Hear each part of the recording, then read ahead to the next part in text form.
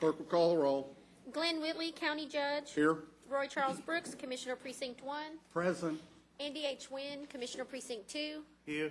Gary Fickus, Commissioner Precinct 3. Here. J.D. Johnson, Commissioner Precinct 4. Here. Constitutes a quorum. Thank you. Our invocation today will be delivered by Pastor Tim Fox from the Lake Country Christian Church. Appreciate you coming out today. After the invocation, please remain standing for our pledges. Thanks for having me. Let's pray. Father God, we thank you for the blessing of living in the greatest country on the face of the earth, and for the blessing of living in this great state and this great county. We thank you for the business of this court today and for the wisdom to make the right decisions. We speak a blessing over this court today. We give you honor and thank you for your goodness in our lives. We pray all this in Jesus' name. Amen. Amen. I pledge allegiance to the flag of the United States of America and to the republic for which it stands, one nation, under God, indivisible, with liberty and justice for all. On the Texas flag, I pledge allegiance to thee, Texas, one state, under God, one and indivisible. Thank you. Thank you, sir. Thank you, Pastor.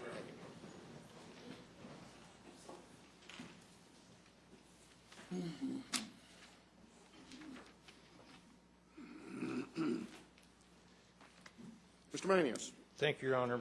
Members of the Court, we have two announcements relating to the agenda this morning.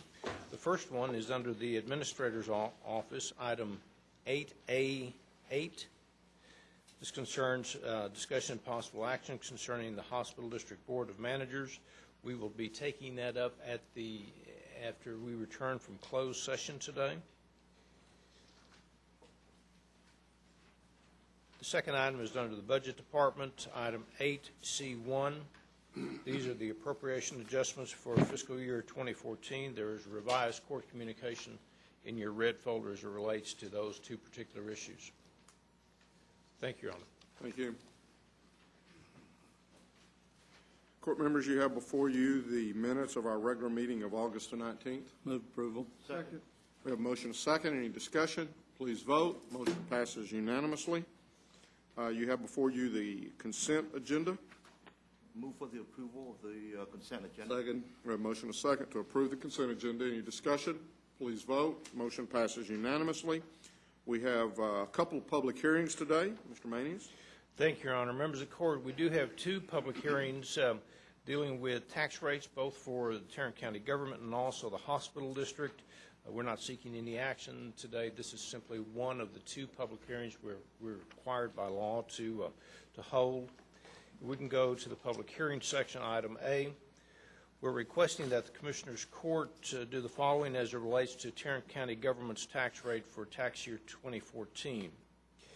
Conduct a public hearing regarding the tax rate for tax year 2014 for Tarrant County government and announce the date, time, and place of the vote of the tax rate, which is be as follows.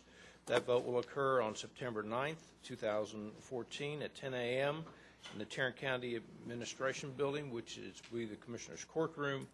It's located on 100 East Weatherford Street in Fort Worth, Texas. This time I will open the public hearing and ask if there's anyone here wishing to speak to this matter. There appearing to be none, then I will close the public hearing, and there are no action at this time, so we'll proceed to the next item. I've got a question. Okay. Is this the first or the second of the required public hearings? It is This is the first? Yes, Okay. we will have our So there next will public be one hearing more. on September 2nd, next Tuesday. Okay, thank you. Members of the Court, we can now go to item B under public hearings. This concerns the Tarrant County Hospital District. We're requesting that the court conduct a public hearing as relates to the tax year 2014 tax rate for the Tarrant County Hospital District and to announce the date, time, and place of the vote for the tax rate, which is as follows. That vote will occur in the Commissioner's Courtroom on September 9th, 2014 at 10 a.m. in the morning. The courtroom is located in the Tarrant County Administration Building, located at 100 East Weatherford Street in Fort Worth, Texas. At this time, I will open the public hearing and ask if there's anyone here wishing to speak to this matter. There appearing to be none, then I will close the public hearing. No action to be taken at this time. So we'll now move to the administrator's section. Mr. Manius.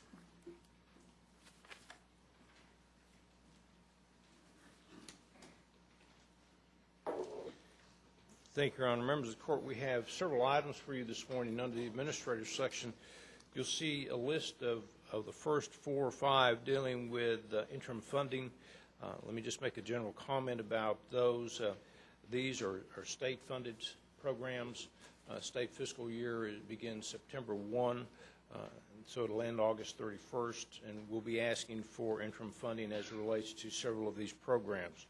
On item 1, we're requesting that the Commissioners Court approve interim funding for the Juvenile Drug Court grant for a period to not exceed 60 days, and that interim funding is an amount of $40,000. Move approval. Second. We have a motion and a second. Any discussion? One thing about these interim fundings is that means I just have to sign them twice. Yes, sir. Timing is everything, Your Honor. Please vote. Motion passes unanimously. And Commissioner Johnson had requested that that all of those make sure that we do those on the days that you are with us in court. I'm going to So, sneak out of here one of these days on a ride. Why? Do we have to take a separate vote on each one of these, or can we consider them in mass? you can consider them in mass. The reason we list them is because we have always said we would bring interim funding to the court, not as a consent item. So if you would like, Commissioner, we're seeking approval on items A2, 3, 4, and 5. I move approval of items A2, 3, 4, and 5. Second. We have a motion and a second. Any discussion? Please vote. Motion passes unanimously. Members of the court, if we can go to item number 6, we're requesting that the court accept the FY15, which is a September 1 start date, as it relates to a grant award from the Attorney General's Office for a victim assistance program. This is funded within the District Attorney's Office. Move approval. Second. We have a motion and a second. Any discussion? Please vote. Motion passes unanimously. Members of the court, if we could go to item number 7. On this particular item, it deals with the Strategic Transportation Enhancement Program. As you might recall, the Commissioners Court requested that we go out on an RFP. As it relates to that, we brought an item back to you probably about a month ago, August 5th actually, in where that out of the 4 submittals to that evaluations had 2 that we suggested that the court schedule oral presentations for the firms. We've scheduled those. Our staff is considering scheduling those on September 2nd of this year, which is next Tuesday. What we're asking today is the staff, or that the court give us direction, first of all, if they would like to have the presentations on September 2nd, and or any other direction that the court might have as it relates to this particular item. I think that one of the things that as I looked over the proposals, there was a couple of things that came into my mind. One is it was an awful lot of money, and at the same time, we recently had a meeting at our TRTC where our TxDOT, and I'm going to pass around a schedule. Mr. Manius, here's a couple of extra copies if you want to provide, maybe one for yourself and one for the clerk and whomever. But Brian Barth, who is our district director for the Fort Worth District of TxDOT, basically through his presentation, I think outlined a lot of the projects that had either been planned that were for future that were unfunded, those that were funded, projects that were under construction, and completed projects. And I've tried to list those on this sheet. As we've said and talked about our whole strategic plan toward transportation, I think we have talked about it in terms of larger projects, major projects. And so as I listened to that and I considered the proposals that we had, especially, based upon the size of those, I really felt like we were undertaking something which, for all intents and purposes, we already had a map that we could look at and look at projects that TxDOT had already identified. Many of them costs. You'll note on there I've got 3 little blocks that are yellowed and have no cost estimates there, and that's primarily because at this point in time, we've not been able to determine a cost. I tried to break it down by the projects, again, the unfunded, the ones that we currently have going that are funded, the projects that are in, so it really kind of looks at Tarrant County over the last few years, and it basically says that over the last few years, and if we can find a way to fund the projects that are currently unfunded, we're going to have spent about $10 billion in Tarrant County. And you see some indication. And I will tell you that the breakout between precincts, especially on those projects that cross over or include more than one, I did not make any attempt to actually try to figure out how much was in one and how much in another. I just either split it down the middle or assigned it to one if it in my mind seemed like it was the majority of it was in one project. I say all that to say that as opposed to us spending somewhere between $500,000 and $750,000 with at least at this point in time no partners to help us defray any of that cost, I think we would be much better off if we would take this sheet, sit down with our district director, sit down with our TxDOT commissioner, both former and current, and just say, okay, tell us, in your opinion, how the best way to proceed might be, still moving projects forward and still looking toward moving forward, which is our strategic plan. At the same time, as it pertains to the cities and what their plans are, we have asked the cities to the west of 35 to update their master plans. I know that many of them are in process of doing that. I know that you through your organization group have talked about, okay, where are the next projects? We've got the major ones, I think, all identified. There may be some state projects, if we're really looking at leveraging, then we're going to have to be going to the state, or we can go to the cities for a one-to-one, but we're not going to get much more than a one-to-one. And I know in the northeast area, whether it be through Metroport, which is primarily the northern, or through Northeast Leadership, we've got the ability to bring that together. But I would like to suggest that at least at this point in time, we postpone moving forward, and I apologize to the two that, are, I'm sure, already in process of getting prepared their presentations and the work that they've done thus far, but I just think that the amount of money we're talking about is an awful lot of money. We do not have most of that budgeted or even in the budget at this point in time going forward. And so I would like to suggest that we delay at this point in time any further consideration on the proposals that we have out. Is that a motion? Yes, sir. I'll second. I have a few thoughts I want to share with the court, and I tried to organize them to save time. I want to share this with the court. Can you pass?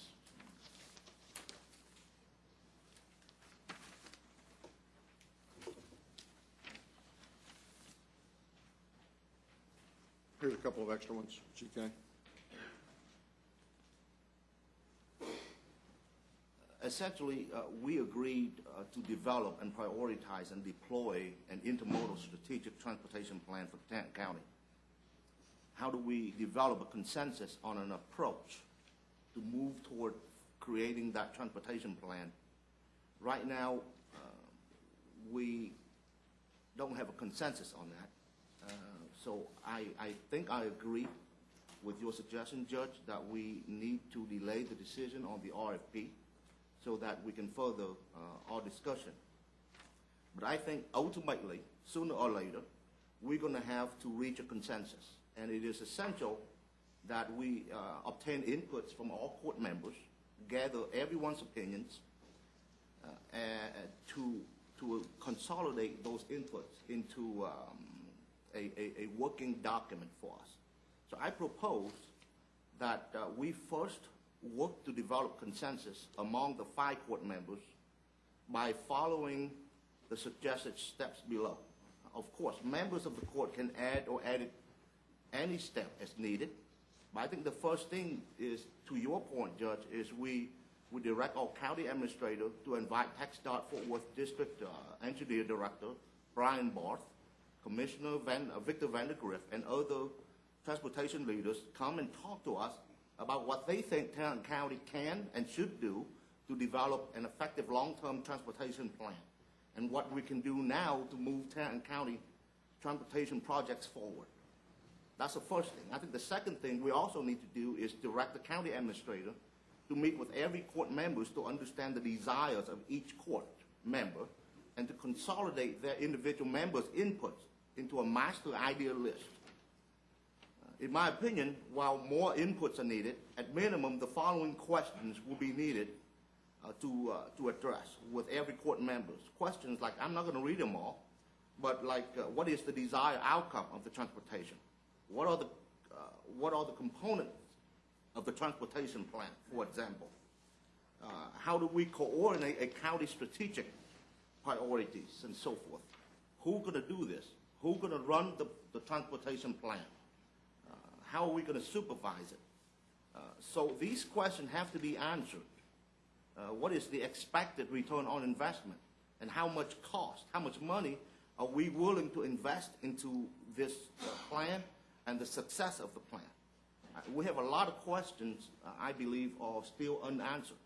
And I suggest that we direct our county administrator to at least get these questions answered among all 5 court members.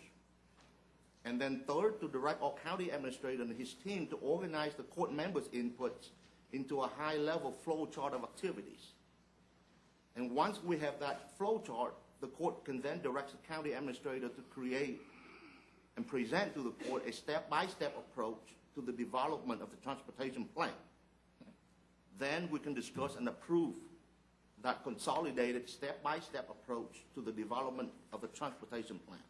I think by the time we gone through step 5, we would have a consensus on how we're going to develop this strategic transportation plan and the timeline to do it and so forth.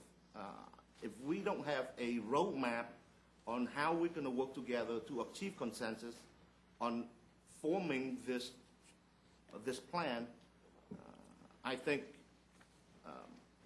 we will continue to pursue the transportation projects the way we have always been. And one of my important desires, and this is just my personal opinion, I think somehow we're going to have to find a way to incorporate the leadership, part of it anyway, and managerial capability to achieve these transportation goals into the organization of Tarrant County. Sooner or later, we're going to have to take and gain and develop some of this capacity in-house, okay? So that's my suggestion. I agree with you, Judge, that we need to delay it because we need to have a lot more discussion. And it is a lot of money. And it's not a 1-year commitment. It can be 5 years, 10 years, who knows? So I think we need further brainstorming so we can achieve more inputs and hopefully arriving at a consensus. But to do that, we need to direct our county administrator to systematically go through a process that makes sense to eventually reach consensus among the court members. And that's my suggestion. Judge, I agree with you. In looking at these proposals, I was having a hard time coming up with the value proposition on spending this kind of money. How were we going to receive a return on the investment that we were thinking about making? I think that it makes sense to delay consideration of this proposal until we come up with a transportation plan.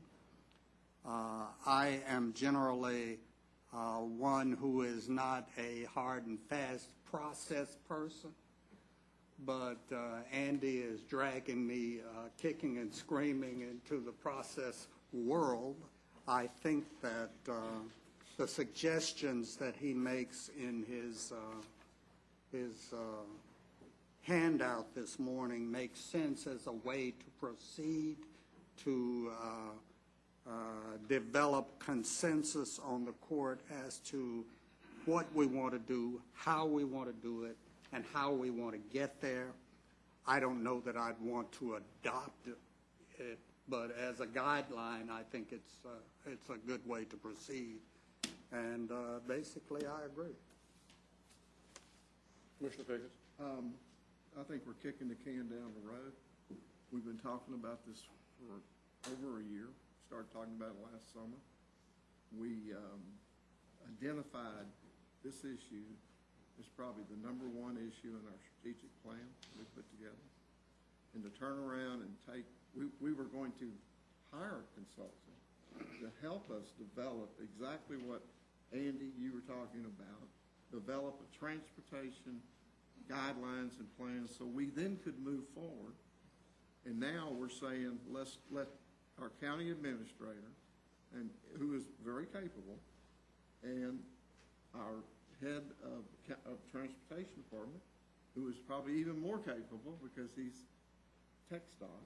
That's two people who already have a whole array of responsibilities and duties to do, and we were going to bring in somebody to help us formulate exactly what you're talking about, turning over to them now. So I don't support doing this. Oh, let me clarify my point here. It's not that we're asking our county administrator to develop the transportation plan. That's not it. We are asking our county administrator to communicate with each and every court member to obtain their ideas, to come up with an approach to how we're going to work to develop the transportation plan. And that's exactly Among what that approach, it could the be consultant was to do. it could be the utilization, like Judge Whitley said, we can obtain a strategic project list without paying the consultant to do that, for example. So there are areas that we may need the use of an expert, an outside consultant. There are areas that we can do ourselves, and so forth. And the main reason why I'm making this proposal, because I think consensus is very important. I admit that I'm a junior county commissioner. I've only been at it for 4 years, but what I have learned so far is that transportation project is a long-term commitment, not 10 years, 30 years, 40 years, 50 years. It has, whatever the plan we're going to put together, it has to survive the political career of any one of us, number one. And number two, it has to be sustainable. And I don't think this plan will be sustainable if we do not develop a consensus among the court members.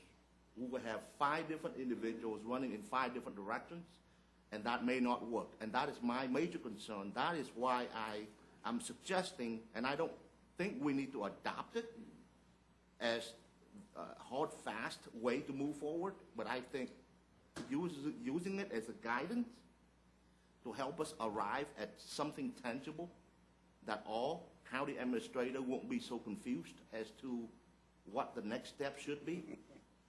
I think that would be helpful. Again, from the very outset, I think what we've talked about is identifying projects, prioritizing projects, and then funding it, and doing this all in partnership with other entities that have transportation as a priority. That have the money. That have money. Well, yeah, that's ultimately what it means. And so I think that the state has gone a long way toward helping us at least identify the projects. I think under the system that we were going forward with, we still will have to prioritize. The state may be able to help us prioritize in figuring out where the money is going to come from and how they've got money to do the projects that are unfunded right now. But the one thing that I have felt like all along that we were not doing is offering partnership opportunities to the people with the money. And that, I mean, whether it be a city, whether it be TxDOT, whether it be the federal government. And so I'm not suggesting that we're going to kick the can down the road. I'm suggesting that we immediately set about trying to bring Brian and Victor, and I would include former Commissioner Meadows in the process.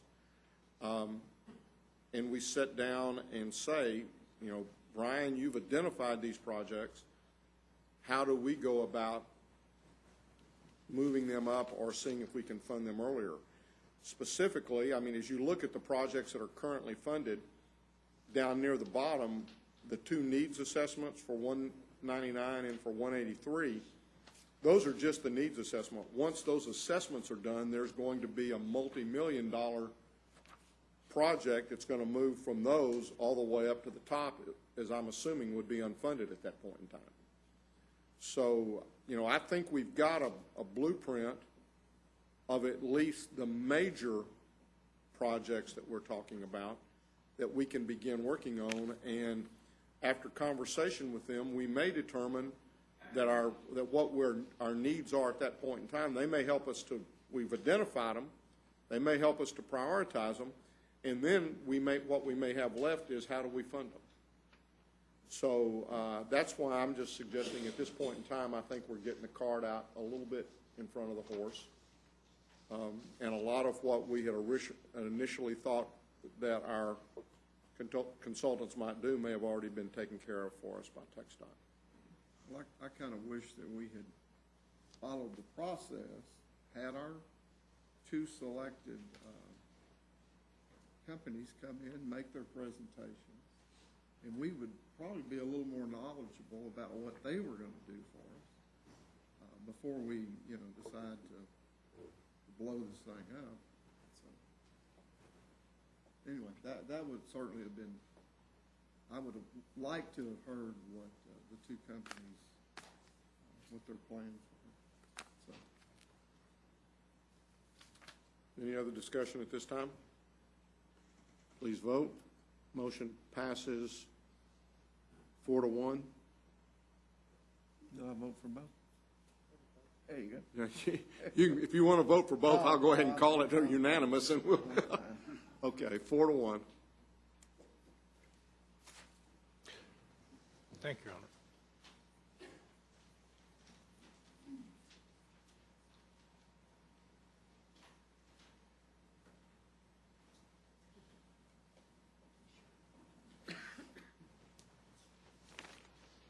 Ms. Tidwell.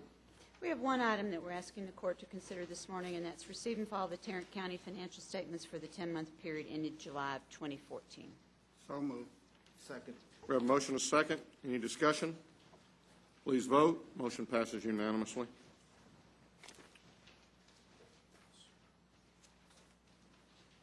Ms. Glenn.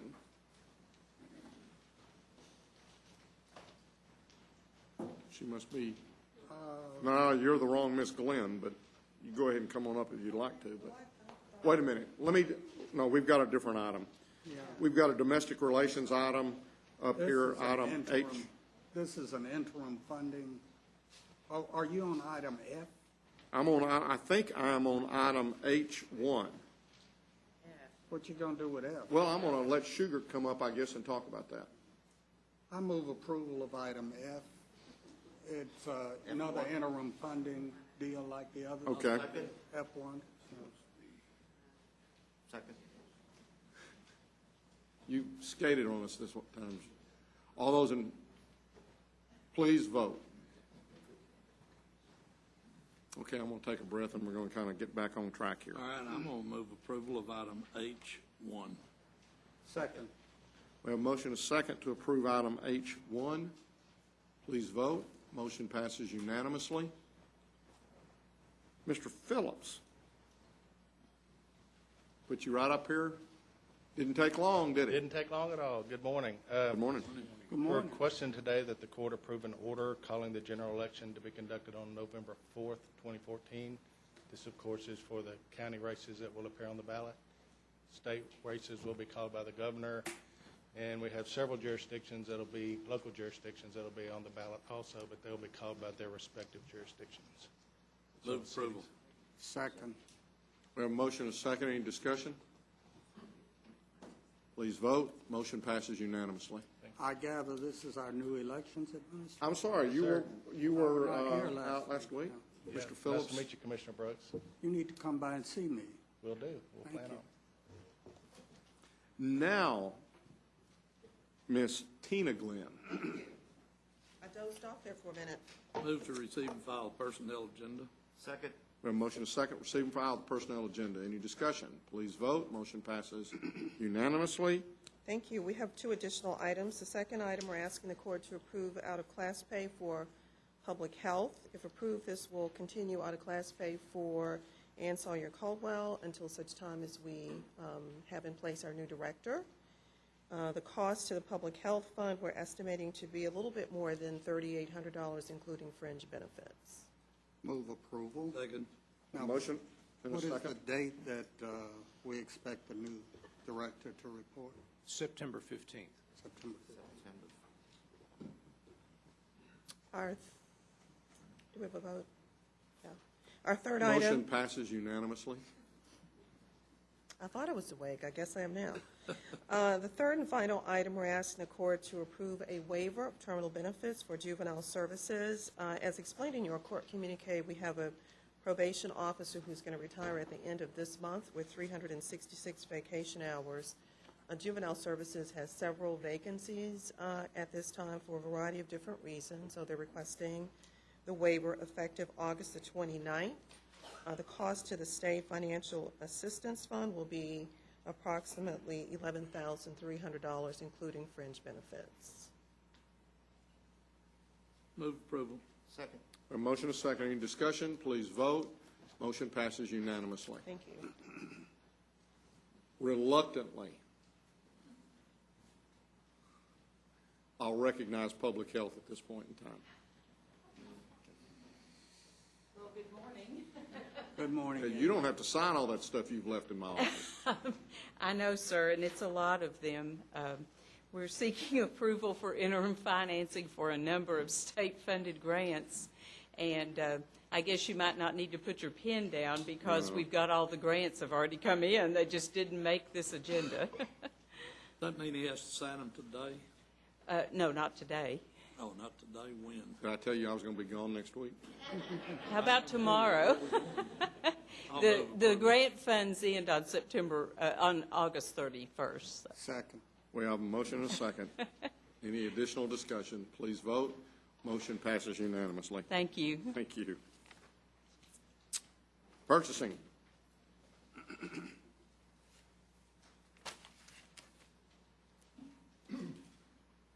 Morning. Good morning. We have 4 items for your consideration this morning. The first item is RFP number 2014-130. This is an RFP for clinical polygraph services for Community Supervision and Corrections Department. We're recommending to the vendors listed below Behavioral Measures and Forensic Service Southwest, Inc. and Wood and Associates. Move approval. Second. A motion and a second. Any discussion? Please vote. Motion passes unanimously. Our second item is RFP number 2014-129. This is substance abuse residential treatment services, also for Community Supervision and Corrections. We're recommending to the vendors listed below MHMR Tarrant and Volunteers of America, Texas. Move approval. Second. We have a motion and a second. Any discussion? Please vote. Motion passes unanimously. Our third item is RFP number 2014-128. This is for psychological, psychiatric, psychosexual evaluations for Community Supervision and Corrections Department. We're recommending award to Harry F. Kleinfeller, III, Ph.D. for section number 1, and psychotherapy services and Yoke Fellows, P.C. for section number 2. Move approval. Second. We have a motion and a second. Any discussion? Please vote. Motion passes unanimously. Our fourth item is for RFP number 2014-114. This is for the offender-defendant paid ignition interlock device services for Community Supervision and Corrections. we're recommending the primary vendor be Draeger Safety Diagnostics, Inc., the secondary vendor, Smart Start Incorporated. Move for approval. Second. We have a motion and a second. We have two audience participations for this particular item. We have Jim Ballard, and I'll ask Jim to come forward at this time, and then also a Harlan Williams. Please go ahead and repeat your name and your address. Yes, good morning, Commissioners. My name is Jim Ballard. I'm CEO of Smart Start. I appreciate you allowing me to speak to you this morning about the recommended award to Draeger for the Ignition Interlock program. Smart Start's been a provider for ignition interlock services to the county since approximately 1995, and over the last couple of years we've been the sole source provider under the existing contract, which has now come before you. I would like to recommend that some reconsideration be given and allow the vendors to submit a best and final offer, which is certainly allowable under this form of RFP. And the reason that I'm requesting that is for the following reasons. Out of a total score of 100 points, there were 5 key factors considered in this RFP. And if you just consider the first 4, which are performance, technical capabilities, and experience, Smart Start was the clear winner on all of those categories in points. We lost a total point score by difference of 3.24, all on price. And I'd like to recommend that pricing was scored based on not all of the factors being considered that are required for an ignition interlock vendor to pay under such a program. Some of the scoring of price was in a subjective scoring section, and then there was a pricing section for the 5th consideration, which was, we believe, not complete in all of the items that were scored.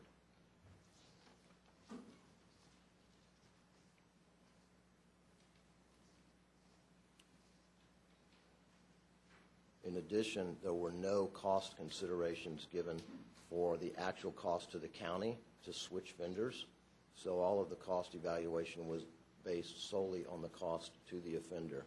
The county did not consider any factors to bringing on a new vendor, training the new probation officers, et cetera. So I would argue that the total cost to the county was not adequately scored in the process. Smart Start has 65 employees that live and work in Tarrant County, and we have 5 service centers here now, or excuse me, 4 service centers here now, serving about 4,000 customers. For the reasons outlined on the way that the pricing was scored on the subjective side, and then in the evaluation for factors that are not complete, and because this is potentially a 5-year contract worth approximately $20 million, I would ask respectfully that the vendors be allowed to present a best and final offer, and I stand in front of you today prepared to hand you mine. Are there any questions at this point in time? Mr. Beecham, do you have any inputs for us regarding? Do we want that, or do we want to hear the other? Well, let me ask this question. Is Mr. Williams, are you representing, where's Mr. Williams? Are you representing the other vendor? Okay, why don't you go ahead and come up and make your... I'm here simply just to answer any questions that anyone has regarding the RFP and questions. Okay, so then Jack, I guess I would ask you to come on back up here, or if you, whoever, and you want to discuss some of the points that were made or some of the questions. Lake Niles from CSD is here to address the court this morning, sir. Okay.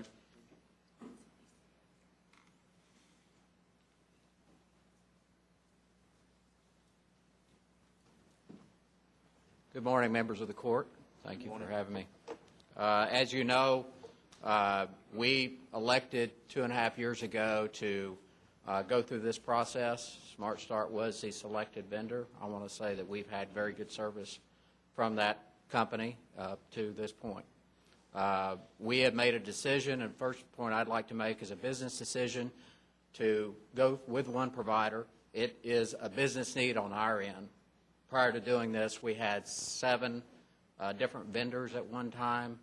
That creates some serious challenges for us in the judiciary. So we have learned over the last 2.5 years that this process works. It works for us, and it consolidates the amount of vendors that we use. It also increased our technology. We have camera units in each of these, and there's over 2,000 of these units that we currently have out there. So it is a significant service to us, to the judiciary, and to the individuals that are under supervision. So this has worked. It's also created a very competitive process, as you can see. And so going through this process this time, we have about 150 hours of CSED staff time in reviewing these proposals. I feel very confident that we applied the scores exactly as was put forward in the RFP. We had a meeting with all the vendors ahead of time and clearly explained through that process how we would calculate scoring. And we followed that to the T. We've rechecked everything, and I'm very confident that was done. I must say that price was absolutely one of the factors and became a significant factor. I have not seen camera technology pricing by in this process at this level reduced. We are getting a very good value for the individuals that we have under supervision. I haven't seen this level of pricing in 10 to 15 years. So it created a very competitive process. Let me add that this is potentially a 5-year contract with extensions. We have over 2,000 individuals under supervision. The price difference from the current price and new vendor in terms of general savings to the individuals that we serve, and I think this is an important point, is over $350,000 a year, in excess of that. This is money in the individuals' pockets that pay for this, that we supervise, that could be used to pay fines, court costs, probation fees, victim restitution. So it is a substantial savings. So I'm very comfortable with where we're at. I'm very comfortable with what we set out and working with the purchasing department and setting the parameters that were clearly explained up front. Do you think if you went back and negotiated with the 2 companies, the low bids, and they came in with something less than, I guess, the $59 per month savings is what it would cost the user? If that was a savings of more than that, would you be willing to accept that? Well, at this point, Commissioner, I have not seen this pricing on the market in over a decade for I this. understand, but my point is, apparently this company may feel like, I guess Smart Start may feel like that they can beat even what's on the table. Would you have a problem with that? I think at this point, when the pricing is known, and this would be a question for the purchasing department, that may create an unlevel playing field as far as going back and asking for that. So I would have some concerns as far as how we set the pricing out and what we expect. In my discussions with Mr. Beecham this morning, it's my understanding they already know what the pricing is. Is that not correct? No, sir. The pricing has not been disclosed. We met with Smart Start Friday along with CSCD to try to answer questions that we could. We do not debrief, especially since there's been no recommendation made to Commissioner's Court. The gentleman that spoke at the podium earlier actually in our meeting called out the price level of $59 per month, which is the pricing that was disclosed or turned into to Tarrant County Purchasing in their RFP. So he backed the numbers in, and if you're asking for my opinion, I think it probably would create an unlevel playing field.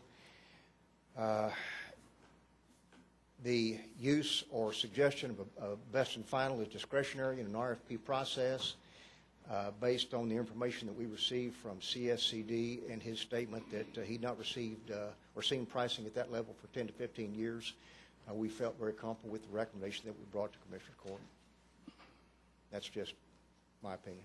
Do I understand that they're going to have to, basically they'll have all 2,000 of these cameras that are currently in place will have to be removed and replaced? We actually have a transition plan, so those that will discharge over 15 months will stay with the incumbent vendor and transition. So most misdemeanor cases will transition off and not have to, we're not going to go through 2,000 people next week having to transition. We set out a transition plan, and so Smart Start, the current incumbent, will actually have the bulk of the business for the next year as those individuals transition off. At some point in 15 months, those that will be on for an extended period of time, we will transition to Draeger, but it will be far less than the 2,000. The question with regards, or the point that was raised with regards to training of staff and all of that, what's your response to? We have used Draeger's equipment before. They have been a vendor in the past. They came in and gave us a presentation, as all the vendors did, and that's not a significant concern with me and my staff that will be using this. Yes, there will be some changes. There will be some adjustments over the next year in transitioning, but we're prepared to handle that. Mr. Beecher, was it made clear in the original RFP that vendors needed to submit their best offer the first time, that there would be no second bite at the apple? No, we made the statement, as in any RFP, that the request for a best and final is discretionary. We may or may not. As I remember in the document, it's in capital letters. I think a point to be made is. So the answer to my question is no. We made the statement in the pre-bid that it would be, we might ask for a best and final or we might not. So they understood that.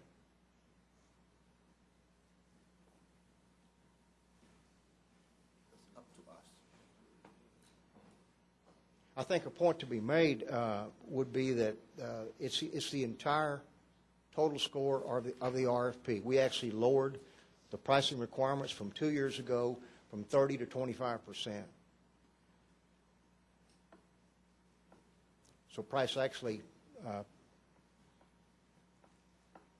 How do you determine in the difference of pricing how that falls into the percentages? Because, I mean, obviously, Draeger was viewed as being the lowest, therefore they got all the points. But how do you then determine how many less points, percentage points, the second and third receive?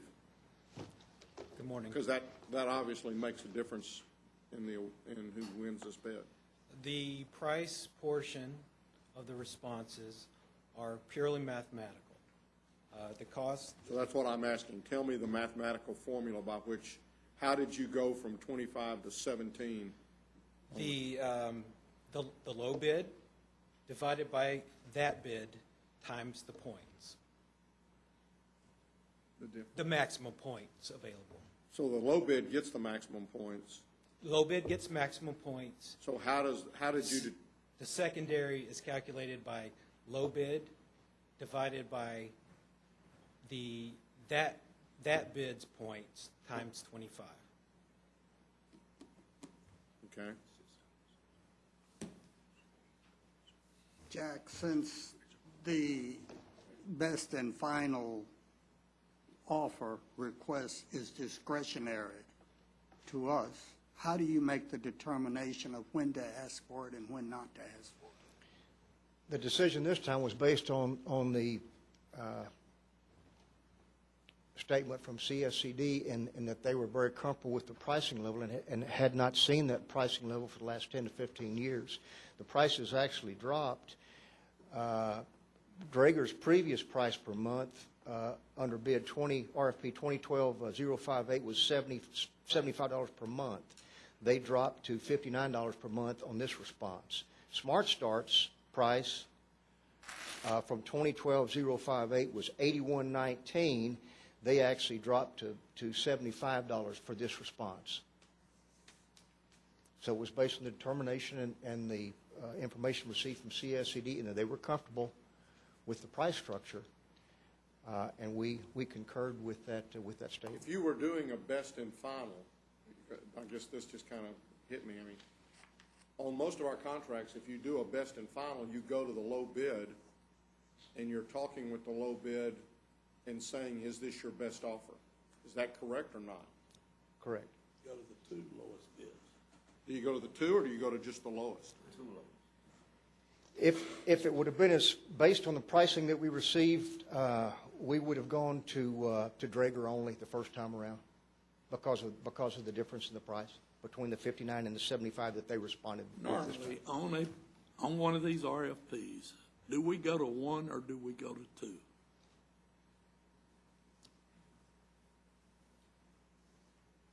Again, based on... Now, normally on RFPs, do we go to the low bid or do we go to the low bids? We would bring that, if we were going to do a best and final, we would come back to Commissioner Court and make the determination and ask for your permission to do that. And it would be the two low bids? Not You'd necessarily. bring them back in and negotiate? Not necessarily. Okay. I sure have been misled up here for about 28 years, Jack. And I sure thought that's the way we were doing it. I don't understand why you would even consider giving that second bite at the apple. You bid your best deal, and if you don't win, you go to the next project. And Since this is it's easy to bid, and then talk starts, okay? Right. You know? And when we put it in the and then, bid. you know, if you're not the low bidder, you know, what do you got to lose? You can throw down a number that'll maybe be better than the other number. This determination was based, this decision was reached based on the discussions that we had with CSCD in regards to their comfort level with the pricing that we received. I'd just like to point out that at the beginning of this discussion, the pricing had not been disclosed to the public. Now it has, because you just did that.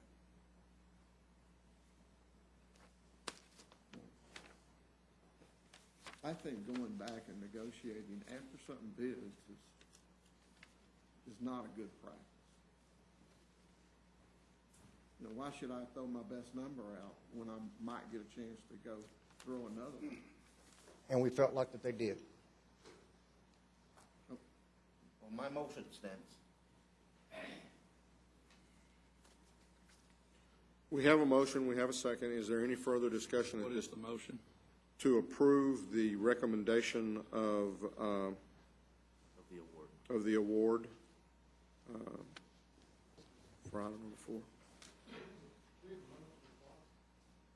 4. Go ahead. Yes, go ahead and come forward. Mr. Ballard. Thank you again, Commissioners. I apologize this has taken so much of your time this morning. I'll be really brief.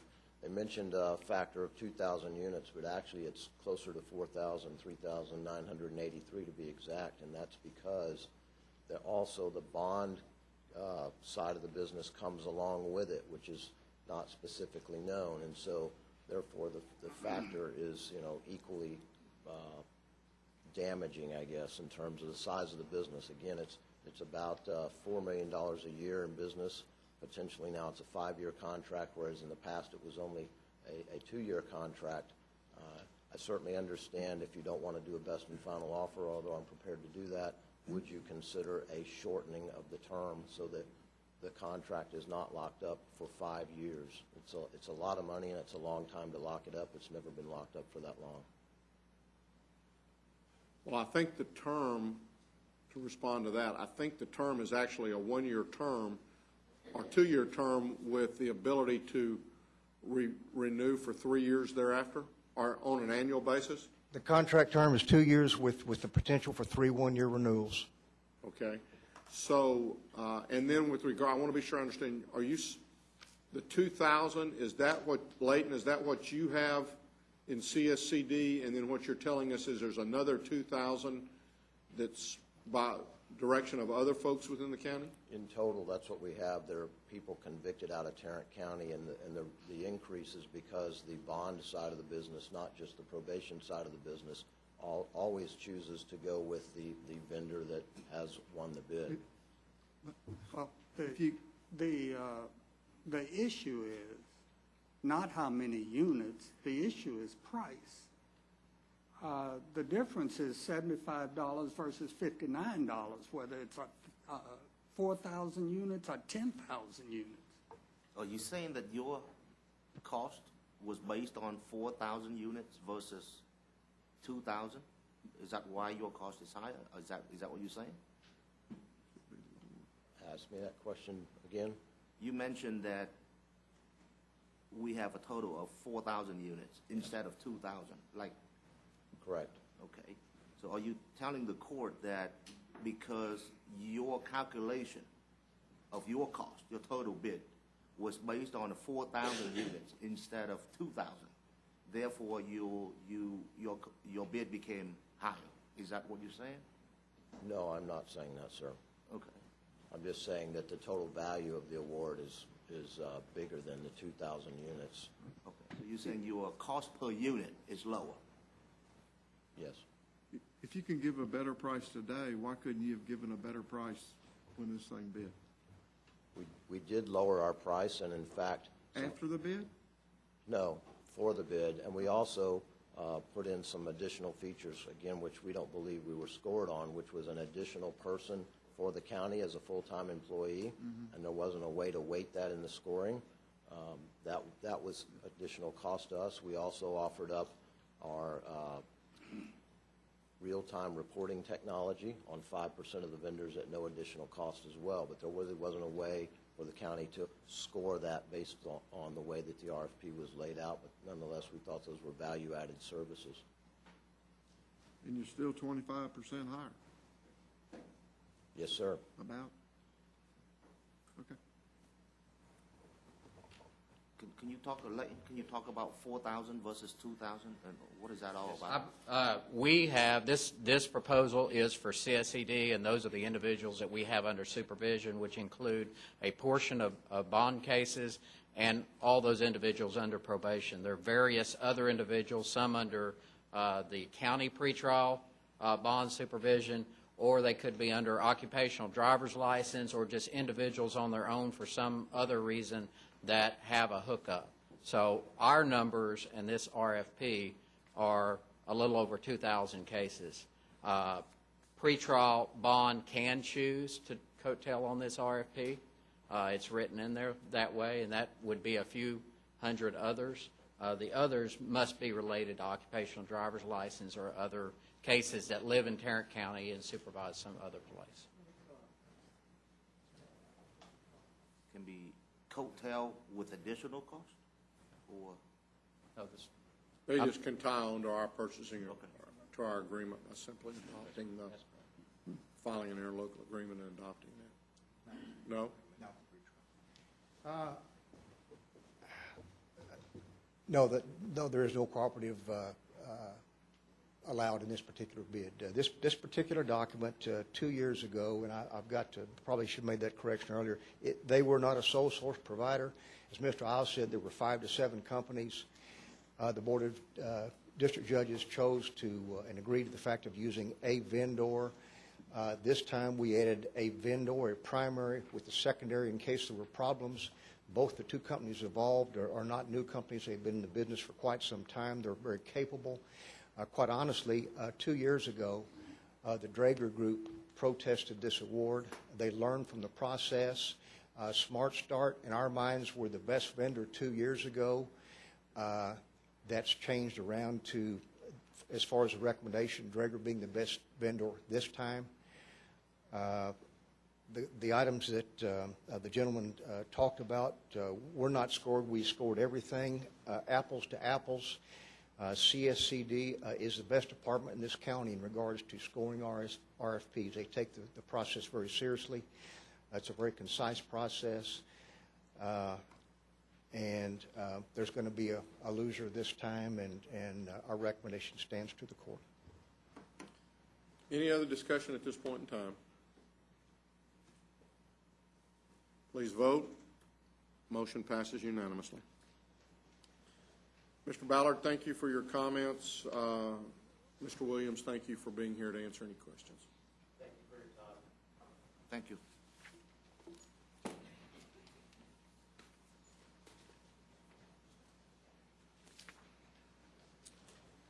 Come on down. Yes, sir. Good morning. There's another one of these interim approvals. That means more signatures. Move approval of item 8M1, the interim approval for continuation of the Sheriff's Victim Assistance Program. Second. Have a motion and a second. Any discussion? Please vote. Motion passes unanimously. Thank you. Thank you. Are there any appointments? Judge, just a note on that last grant. We do think that this FY15 will be the last year that we receive the grant for that program. Okay. Under appointments, I would like to appoint Andy to take my place on the TRTC. He's obviously very interested in the transportation. We've talked before. Right now, Commissioner Fickus represents the northern folks up in the northeast part, and I had represented the county, but I also, Commissioner Fickus and I both represent the county on the TRTC, and this gives Commissioner Wynn an opportunity to be a little bit more active in the transportation area. So I would move the appointment of Commissioner Wynn to our TRTC Executive Committee. I'll second. A motion, a second. Any discussion? Please vote. Motion passes unanimously. Welcome aboard. Did we tell you it was right there in time for the fundraiser? Yeah. Careful what you ask for. You might get we have before us the claims, including the addendum. Move approval of the claims, including the addendum. Second. We have a motion and a second. Any discussion? Please vote. Motion passes unanimously. Update items, Mr. Manius? Yes, Your briefing Honor. items? Briefing items, we are now going to go into briefing item A, which is the FY15 budget issues. We have several presentations. I believe we're going to start with HR.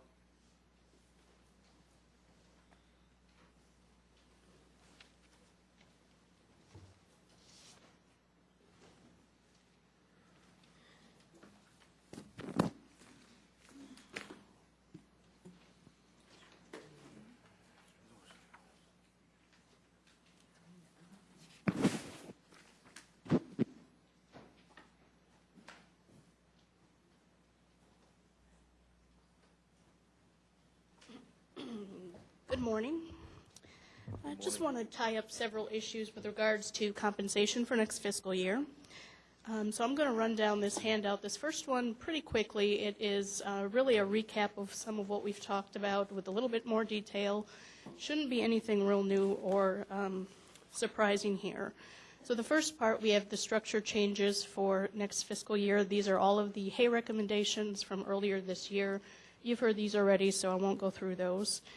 We are proposing that minimum implementation happen on October 1st. That means that all non-law enforcement employees whose salaries are below the new hire-in levels would receive an increase to the new hire-in rates. Those would be awarded automatically unless departments indicate otherwise.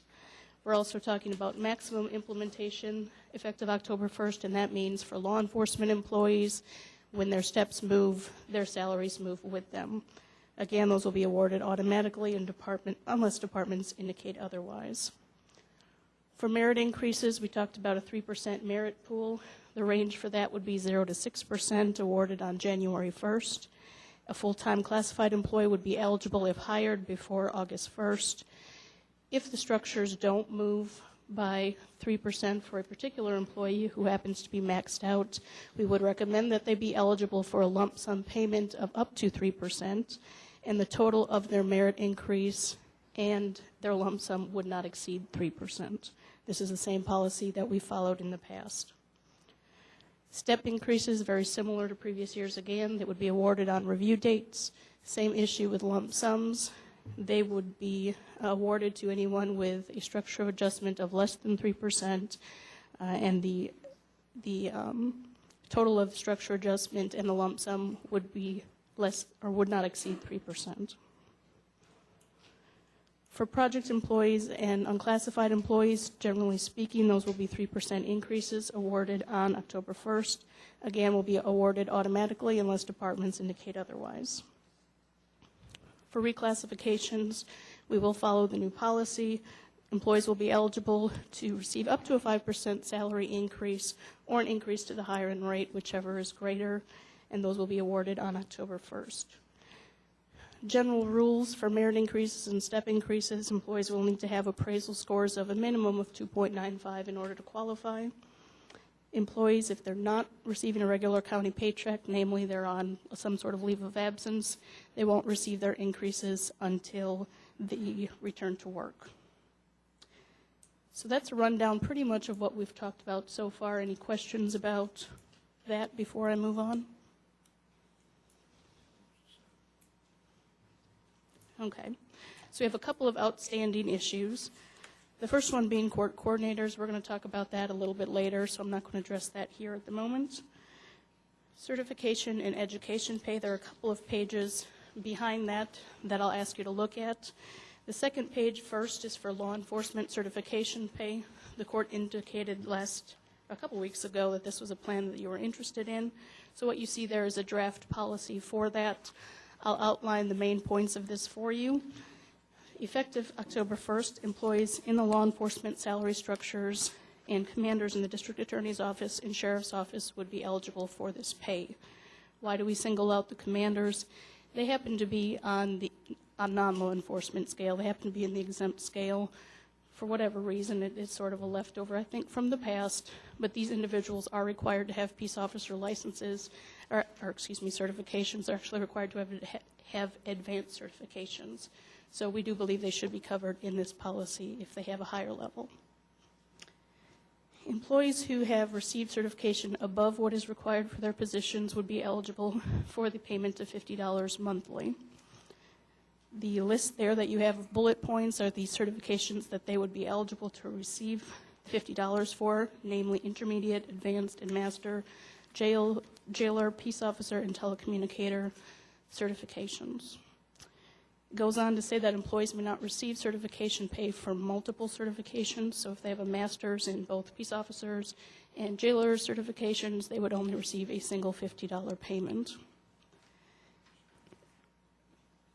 Employees will be responsible for informing HR of changes in their certification status. So we do plan to audit this from time to time, but we're not certainly going to do it every pay period. That's a time factor more than anything else. So in order to initiate pay, that we are asking that employees come to us, tell us that there is a change, and we will award those after verification in the following month. And finally, employees who move outside of eligible positions would no longer be eligible for the certification pay.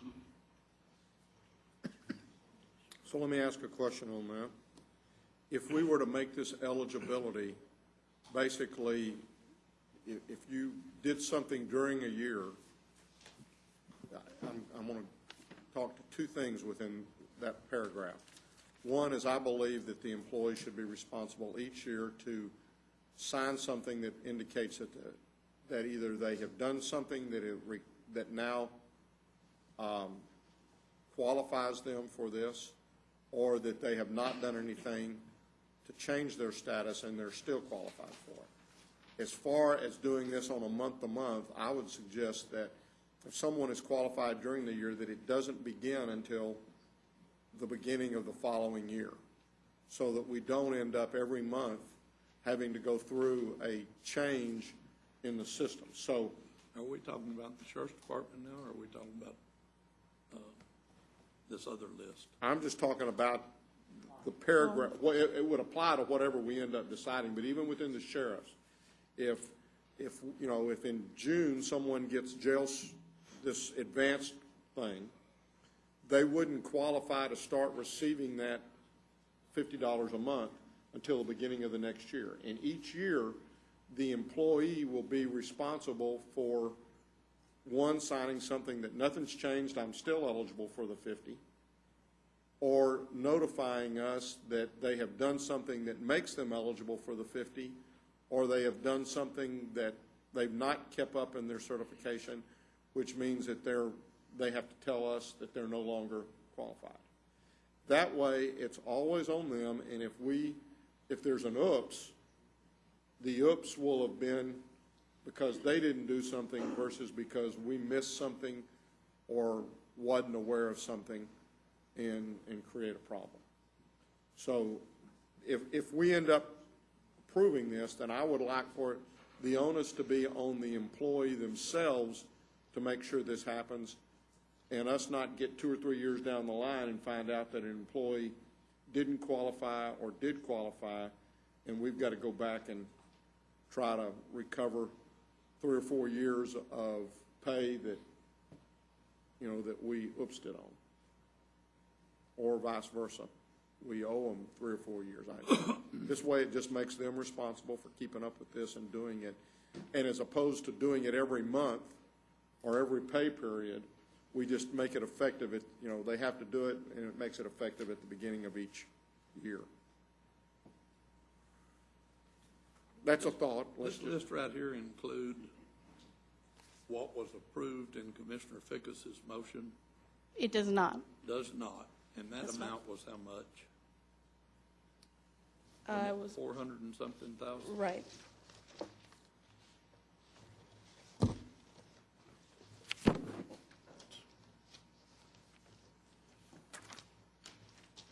Where's the 400,000 come from?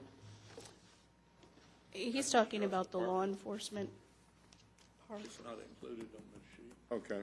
445. But that 445 is only those who have got certifications above what is required. It'll be a little bit less than that. We have about 6 positions that will actually fall off that list, so probably about 440. Okay.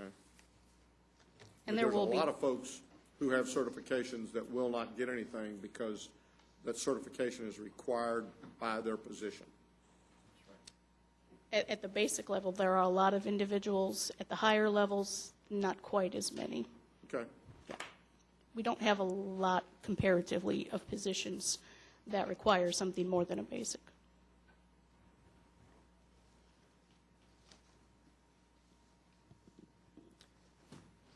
If you'd like to, I can address then the final sheet, which is the little survey that we did a couple weeks ago about certification and education pay for non-law enforcement employees, generally speaking. So what we ask departments to do is send information on extra degrees or extra certifications their employees may have that would perhaps qualify under a plan such as was discussed, namely above and beyond what's required for your position. So you've got the results there. Those are the individual departments that responded. I will say there was quite a variance in the level of response, and by that I mean some departments included everything from every certification that they had to all of the different degrees. Other departments said, these degrees and these certifications aren't job-related, so we're going to give you a handful, but generally speaking, that's all it was. It was just a handful of employees, or rather certifications or licenses, what have you, that they felt qualified as being job-related. So I give you these numbers with a certain amount of caution that I'm not entirely sure they're accurate. Some of the problem that we have with a program like this is just really defining what's eligible and what's not eligible for reimbursement. The first issue that comes up is the term job-related. What's considered job-related? Who actually defines job-related? And how much independence each department has to say what's job-related and what's not. So given the survey somewhat limited information that we went on, I think there's quite a wide variety of response here that we would definitely need to talk more about if we wanted to adopt a policy like this. So the zeros on this spreadsheet doesn't mean that the department has no certification. It just means that they did not respond, right? The blanks are actually where the departments didn't respond. So the ones that don't have any information are where the departments didn't respond. If they have a 0 in it, that means they had no qualifying from their perspective, either education or certifications under the proposal. So the sheriff's office in this spreadsheet show zero certification.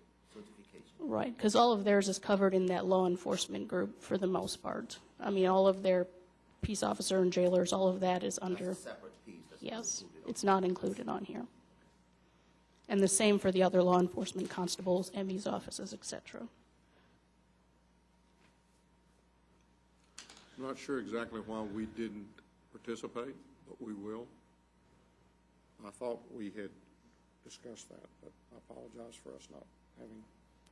Generally, what you do see here, though, are the bigger departments are represented with one or two exceptions. So a lot of what you see left are some of the courts that might have one or two individuals, but generally, I think most of our employees are represented here. Now, I did make the assumption that anyone who was in my particular area, that if you were in some way tied to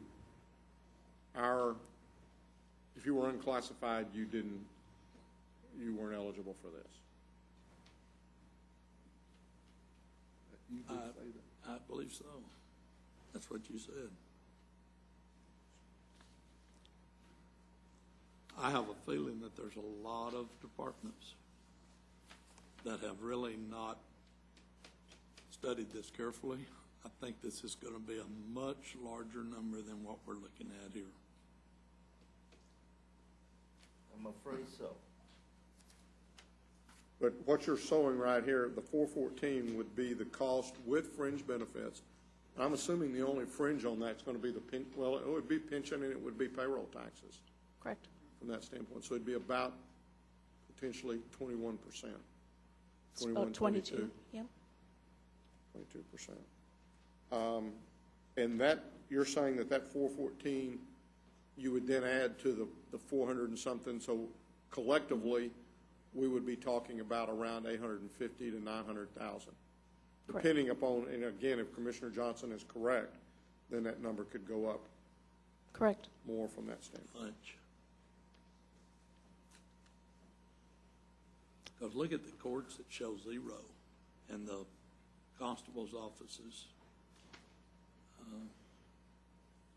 and some didn't even respond. But some of the constables may be included in the law enforcement. Right. Most of the constables would be covered under the law enforcement group. I made one assumption when I was doing this, is that if they were getting the $50 under the law enforcement group, they would not get it under this other plan. It kind of kept them separated. That's where a lot of, I mean, your sheriff, your constables, your DAs, maybe even the bailiffs and a lot of that are not going to get it because they would have gotten it under the law enforcement. Correct. I would not be in favor of extending this to anyone outside of the law enforcement grade, and I would confine it to certifications only, not education. I agree. I just, again, feel like if we're going to do this for one group, we should look at doing it for everybody. But everybody's not on the step increase raise like the sheriff's department. There's different. Well, I understand that, but the step gets them more than what our employees get already. There's still differences in what we're talking about here. I understand it, but there are those counties that give it to everybody. Other agencies in police work pay this. Say again? Multi-agencies pay this. Many of them do. Well, and I understand that. I guess I'm just saying that there are some counties that also do this. I know Denton County for one. I don't have other lists of. Denton's the only county I've heard that does this. Do y'all know of anybody else? Not that I Denton is know the of. only one? Do you know what Denton's costs are? I mean, Their cost annually, I understand, is about $575,000 without fringe. How much? $575,000 without fringe. does that include their law enforcement? Yes. Okay. Yes. And that's for approximately, I think it was 500 employees. It was about a third of their 1,500 employees, if I remember correctly.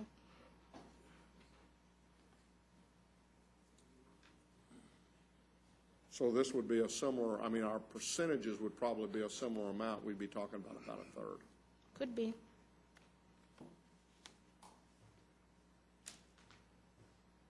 Well, are we making any motions? Are you looking for anything along that line? Have there been any changes that we're recommending here that the court hasn't already looked at? The only one is on the law enforcement certification, but that's more of a procedural thing. That's been done. Yeah. And I guess So- I mean, it may die, but I'll make a motion that we expand the education and certification pay for all county employees. Dies for a lack of a second. One last issue then that's outstanding from the law enforcement group. They did request consideration of association and legislative leave. I just wanted to make a note that we did ask the DA's office to look into that, and it would require special legislation in order to establish that leave bank. So that's for your consideration, but immediately we couldn't put that into effect without legislative action. I can't understand a word she's saying. I'm sorry. We can't either. Two of us on this side can't understand you. Back away a little bit and speak louder. We're getting it. So at this point in time, the only way we can do the association leave bank is to go to the legislature and get a legislation. So I'm assuming that there won't be any decisions made upon that. On what? The legislative, and they asked for a legislative leave bank to be set up. That requires a statute be passed or a bill be passed. That's what I had understood. Yeah. Okay. So All we right. have, we don't have any action to take on that. That sounds right. Now, the are you going to bring the court coordinators up now, or are we? We're going to talk about that in closed first. Okay. Anything else at this point in time? For HR, we have other budget items that we'd like to talk about. Yeah, and we do too. Yep. Right. Go ahead. Okay.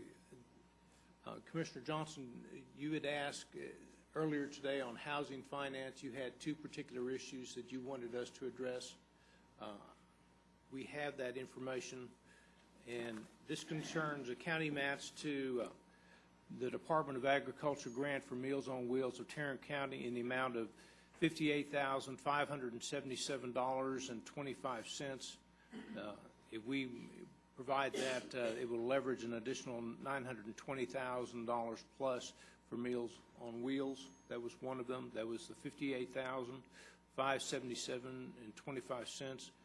The other one was for a grant request for Downtown Fort Worth, Inc. in the amount of $50,000. That's what was recommended by the board. I move approval of both those requests. Second. We have a motion and a second. Discussion. Again, I think the thought process on the 50 for Downtown Inc. was the fact that that's primarily for cleanup around our county facilities. And police work. And some security efforts in that area. And instead of us continuing to have to fund that out of our housing finance, we felt like it was more appropriate to do that. And then the Meals on Wheels, again, was something that was a leveraged type of a position. It actually has to come from the county. And it has to come from the county anyway, so. Any other discussion or comments? Please vote. Motion passes unanimously. Ms. Snyder, do you have anything else? Just a couple of things. We'll have more next week. Moving right along. This week, we will finalize the merit and structure numbers. We'll run it one more time. And we're looking at some nuances out there in the salaries. For instance, we've got a reorganization from last year in IT. They'll take effect October 1st. That'll make a small adjustment there. We learned about an expired grant yesterday in the Family Violence Court, Judge Cummings Court. So likely you'll see us move some money from what was otherwise grant match or subsidy into funding that position long-term into the general fund. I need to have some additional conversations with that group before I have a final recommendation on that. We talked a little bit today about the transportation program. Currently, we have $400,000 sitting in Road and Bridge Fund. We're going to leave that in Road and Bridge Fund, but we're going to move it, if you don't mind, from professional services to undesignated in Road and Bridge until firmer plans are made. Let's see what else. You're going to do the other salary issues? Or are you just going to pass that out? Okay. We are slated to run a publication of salary notice this coming Friday, and we will get that information to you. We will have some final wrap-up information next Tuesday, and then we will stand to approve the budget on the 9th. Kara, I'm sorry. Let me just ask. Kara, did I leave anything out?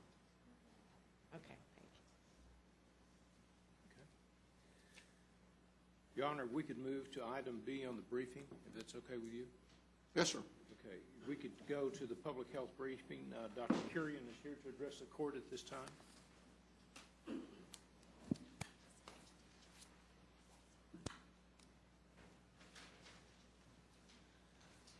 Good morning. Good morning. And I will be brief. Late last week, we reported our first case of chikungunya virus disease from the city of Mansfield in Tarrant County. The case was an imported case, meaning the person acquired the infection outside the United States. They had a history of travel to the Caribbean, where the disease is well established, and the timeline of the travel was consistent with this person acquiring the infection while over there. We've had widespread outbreaks in countries in Asia, Europe, Africa, Indian and the Pacific Oceans, but it was discovered for the first time in the Americas in late 2013 on islands in the Caribbean. As of last week, across the nation, we've had reports of 640 cases of chikungunya virus disease. All but 4 of these cases were imported cases, are imported cases. The 4 locally acquired infections were reported only from the state of Florida. Statewide here in the state of Texas, we have 13 cases, and all of these cases are imported cases. 3 of these are in the North Texas region, 1 each from Dallas, Collin, and now in Tarrant County. Chikungunya virus is, or I should say the disease is transmitted by bites from an infected Aedes mosquitoes. This is the same mosquito that carries the dengue virus. West Nile virus is carried by a different mosquito, which is the Culex mosquitoes. And unlike West Nile virus, the chikungunya virus, it does not amplify in the wild, and it does not have reservoirs like birds in the wild. Humans are the only reservoir or the primary host for chikungunya virus. And mosquitoes get this infection by biting infected humans only during their first week of illness. And this is important because first week of illness is when an infected person is considered to be viremic, meaning has a high viral load in their circulation, during which time the mosquito that feeds on them can pick the virus and get infected. And the infected mosquitoes can then bite other people in the community and spread the infection, thereby establishing local transmission. Our public health investigation in response to our first case did not yield any evidence of local transmission at this time in our community. So in the absence of local transmission, CDC does not recommend a routine trapping or testing of mosquitoes or spraying in response to the imported case. As far as clinical symptoms go, chikungunya virus disease is characterized by by sudden onset of high fever and severe and multiple joint pains. The word chikungunya is a Swahili word that means the bent one, or that which bends up, referring to the stooped posture of the patients who are afflicted with severe joint pains. Other symptoms include headache, joint swelling, rash, and multiple, like I said earlier, multiple joint pains that can last for a few days to a few weeks. Symptoms in a healthy young adult typically last for a few days to a few weeks. Symptoms develop within 3 to 7 days after a bite, after having bitten by an infected mosquito. Death is rare, and infants, people who are 65 years and older, and people with chronic medical conditions like heart disease or diabetes mellitus or hypertension are at at risk for developing severe infections, meaning they tend to run a longer clinical course of the illness and develop joint pains that can last for a long duration of time. Death is rare, like I mentioned earlier, and just like West Nile virus, there is no specific treatment nor a vaccine to prevent this infection. What else you need? So the goal is to make sure that this individual who imported it here doesn't get bit by a mosquito. Exactly. So that is, in the absence of local transmission, that is our best bet to stay ahead of the curve. Is we are working closely with the medical community, educating them on, keeping and maintaining a high index of suspicion, especially among travelers who are returning back from endemic regions, emphasizing the need for rapid reporting exactly for what you just mentioned. We want to catch those patients in that first week of illness and recommend avoiding mosquito bites or minimizing the exposure to mosquito to prevent local transmission. Do we know the individual that imported this? Is that individual still in the first week? That individual was in the first week in late last week of June. It was reported to us, there was a time lag, and it was reported to us only late last week. So we are working with the local hospitals, doctors' offices, physicians, emphasizing the need for rapid reporting of these cases to us, local public health department, in order for us to intervene effectively. One other thing I want to mention is, unlike West Nile virus, the mosquitoes that transmit this disease, they're active and bite during the day. So we are urging residents to avoid mosquito bites and use personal protective measures at all times, not limiting the use to from dusk to dawn. Okay. Other questions? Again, I just want to reiterate the surveillance and the response measures for this particular mosquito-borne illness is different from the other mosquito-borne illness that is prevalent in our community. In the absence of local transmission, it is not recommended, neither is it warranted, to trap, test, or spray. Thank you. Thank you. Thank you. That's all we have at this time, Your Honor. We will now recess our open meeting and proceed to close to discuss items exempted under sections 551.071, 072, 074, 076, and 087 of the Texas Government Code.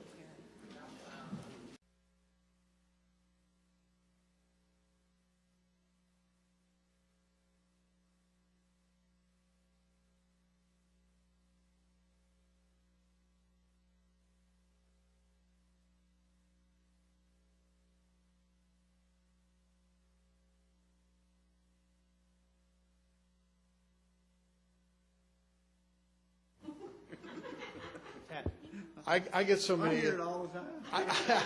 I hear ringing, they say they can adjust them, and they adjust mine, and I hear new things. Yeah, But I've been hearing rings for years. but I don't know what they are. Raise that mic live. I don't know. Sounds like it.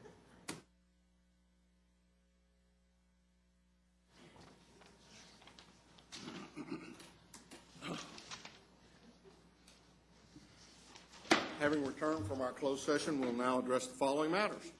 Thank you, Your Honor. Under item G1, the District Attorney's Office requesting authorization for the payment of a check in the amount of $350,000 to Demond and Hassan.